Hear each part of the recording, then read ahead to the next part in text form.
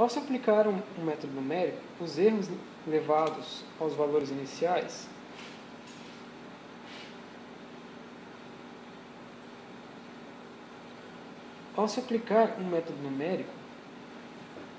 os erros são divididos em valores iniciais, intermediários e finais. Eles conduzem a um erro global, que é a diferença entre um exato e o obtido, também chamado de arredondamento. Os erros iniciais são cometidos no arredondamento dos dados iniciais. Os intermediários são decorrentes dos erros cometidos durante a aplicação do método numérico.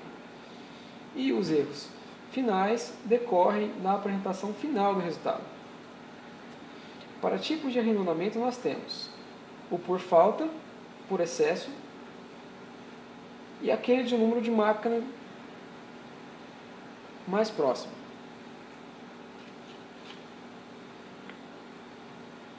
No cálculo manual, para critérios de arredondamento, ao registrar um valor aproximado, costuma-se usar algumas regras. Somar a metade, somar meia unidade após a última casa decimal e conservar, desprezar as demais casas, que seriam as duas opções. Então nós temos que, por exemplo, a raiz quadrada de 2 é um número infinito, sendo 1.414 infinitamente, sendo aproximado a 1.41.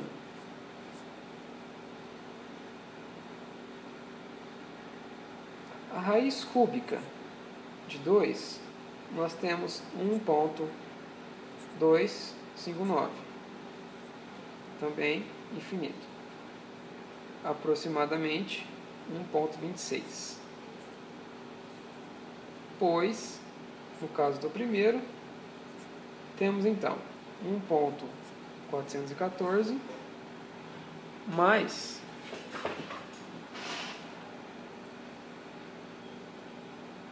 no caso infinito mais 0.005,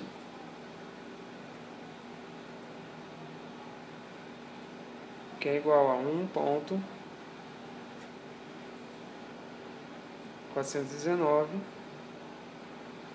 3 pontos de infinito, finalizando em 1.41. Para o outro nós temos 1.259 infinito mais 0.005 sendo igual a 1.264 infinito, que nós podemos chegar a 1.26. Então observa-se que com essa soma de meia unidade nós aproximamos o valor, certo? Então, por arredondamento. O truncamento é um pouco diferente. São erros provenientes de processos que deveriam ser infinitos, no caso, como esses, ou são muito grandes para a determinação de um valor, que por razões práticas são truncados. Então, neste caso aqui, ao invés de fazer um arredondamento, ou para cima ou para baixo, do valor, nós simplesmente cortaríamos um determinado ponto.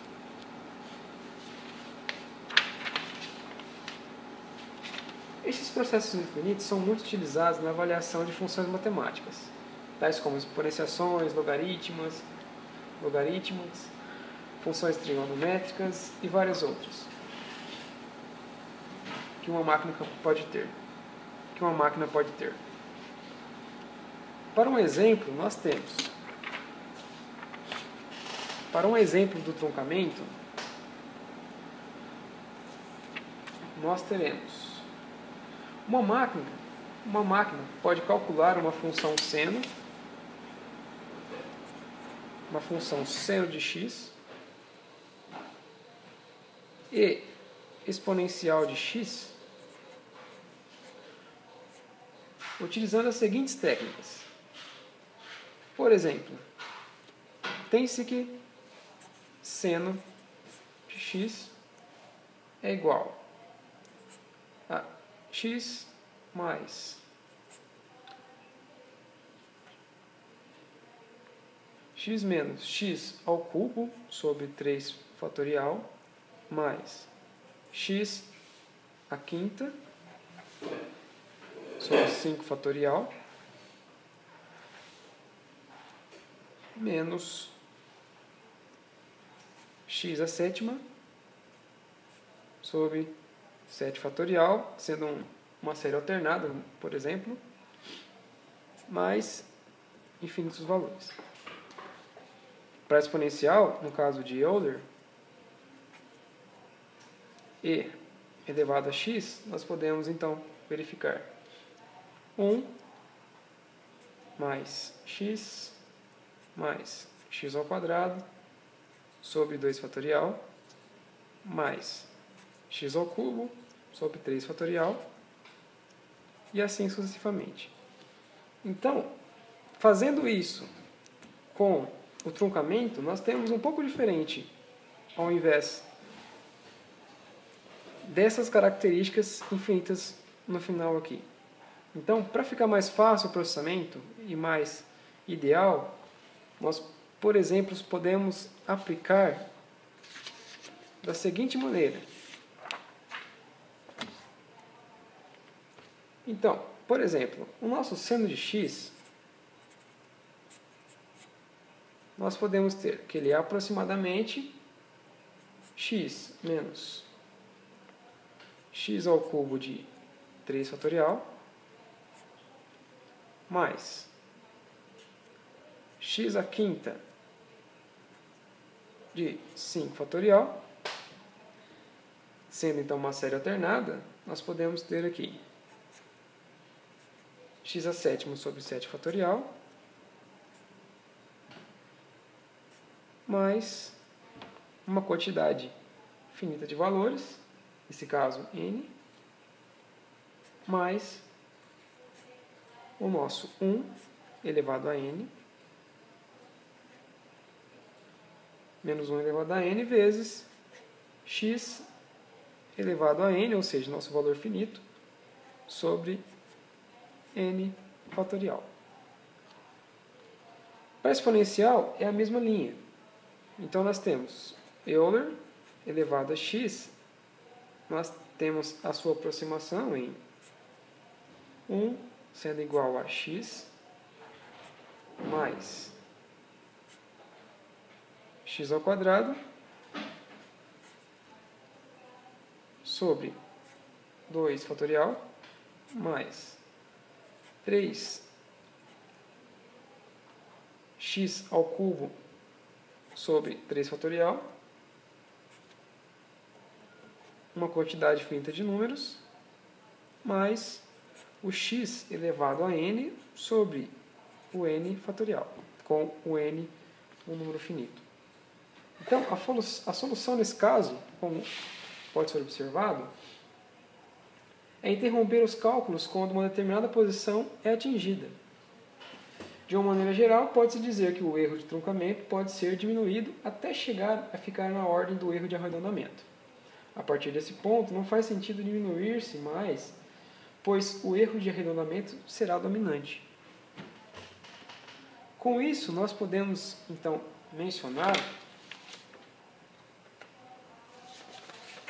propagações de erros.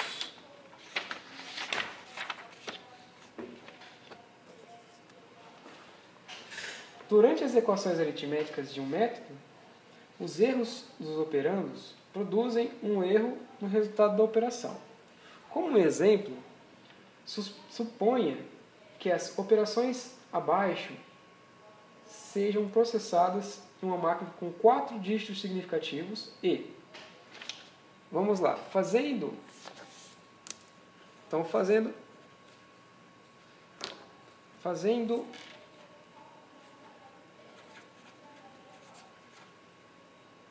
então o x1 sendo igual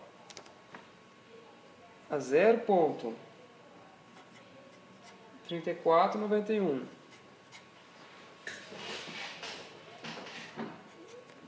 vezes 10 à quarta, e o nosso x1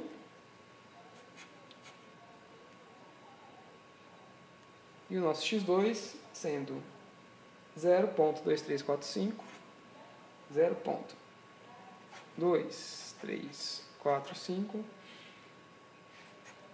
10 elevado a 1. Sendo assim, a gente tem, com base nesses dois, x1 e x2. Ao somar x2 mais x1 e depois subtrair x1, o que nós vamos ter? Então, por exemplo, temos aí então 0,2345, isso vezes 10 elevado a 0, mais 0,3491. Mas lembrando com 4 casas decimais. Isso aqui menos 0,3491 em 4 casas decimais. Tem-se então o nosso, inicialmente ali, 0,3491 em 4 casas decimais, menos 0,3491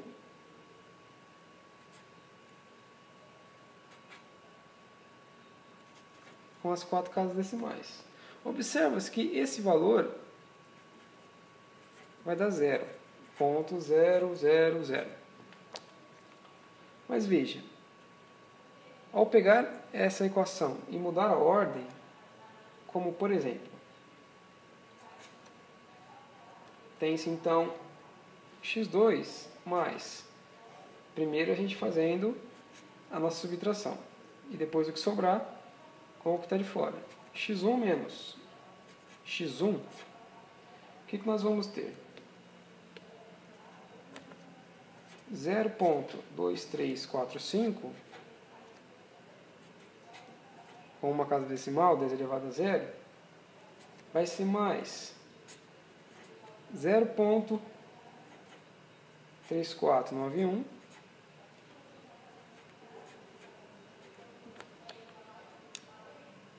com 10 elevado a quarta, isso menos 0,3491 com 4 casas decimais. Assim nós temos, então, 0,2345 mais 0,000. E qual valor nós temos então? Nós temos que o nosso valor vai ser 0,2345. Bom, os resultados são diferentes, quando na verdade não deveriam ser diferentes, pois a adição é uma equação distributiva. A causa dessa diferença foi o arredondamento feito na adição x2 mais x1, cujo resultado tem 8 dígitos. Como a máquina só armazena 4 dígitos, os menos significativos foram desprezados. Ao se utilizar